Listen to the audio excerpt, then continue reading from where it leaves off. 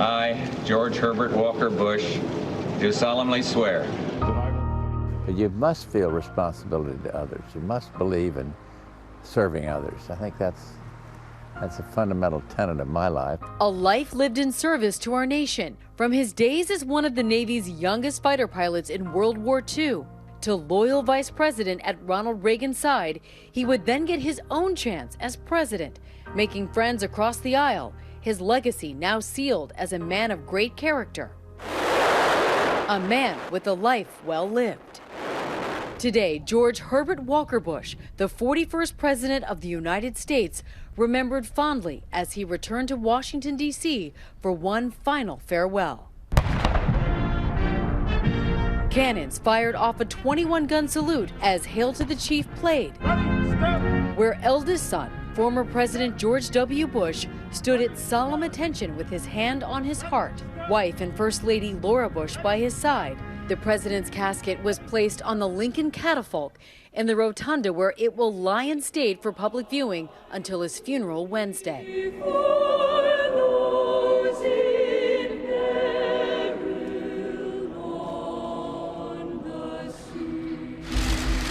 President Trump and First Lady Melania Trump stopping by this evening to pay their respects.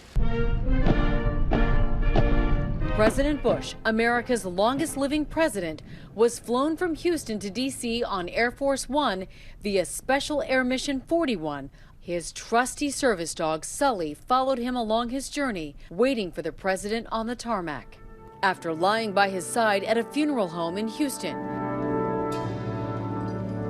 every living president is expected to attend the funeral, among them President Clinton, who forged an unlikely close bond with his predecessor, one that included fishing trips and philanthropy.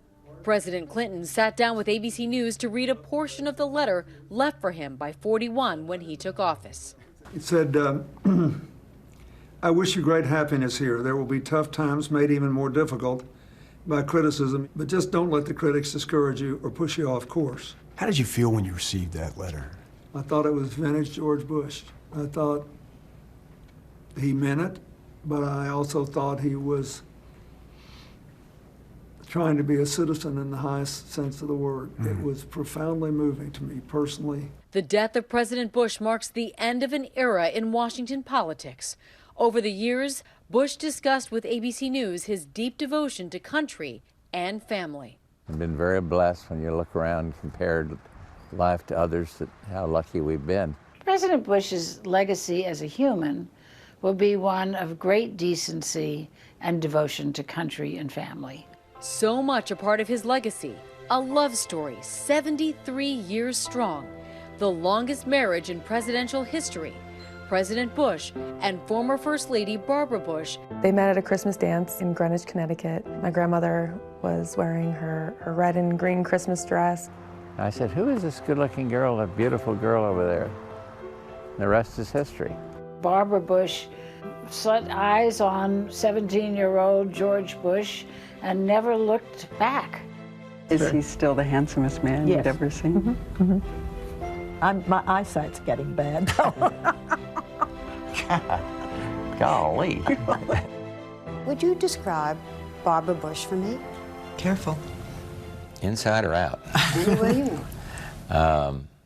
Inside. A kind and strong and a loving person whose priorities are family, her garden, her faith. I like the picture.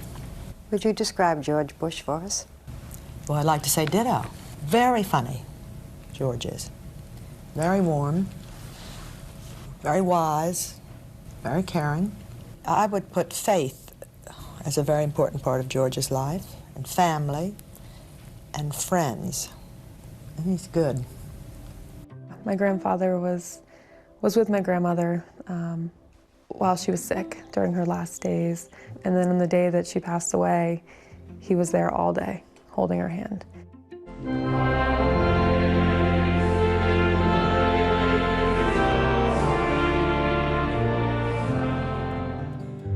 At her funeral in April, President Bush was next to her casket greeting mourners who had come to pay their respects. It absolutely amazed me. There he sat, for hours, shaking hands, because he knew that they wanted to see him. So it was one last act of duty. After my grandmother passed, my grandfather was back in the hospital the day after. There is breaking news. Former President George H.W. Bush has now been hospitalized with an infection that has spread to his blood. I just remember talking with my mom and my family members and just saying, we just need to get him to Maine, because that's really where his heart is. And that is where he went, to his beloved home in Kennebunkport, Maine. I just feel totally relaxed here in Maine, by the coast. He spent his last summer there, surrounded by family, in October attending the wedding of his granddaughter, Barbara Bush. Family means everything to me. With 5 surviving children, 17 grandchildren, 8 great-grandchildren, Bush was a true family man to his last breath. His final words, "I love you too," spoken to his son George W. Bush on the telephone before he passed away quietly at home in Houston. He will be laid to rest at his presidential library in College Station, Texas, next to his wife and daughter Robin. I do think that you go to heaven, there is a heaven, and I don't fear it, though. When I was a little guy, I'd fear death. I'd worried about it, be scared. Not anymore.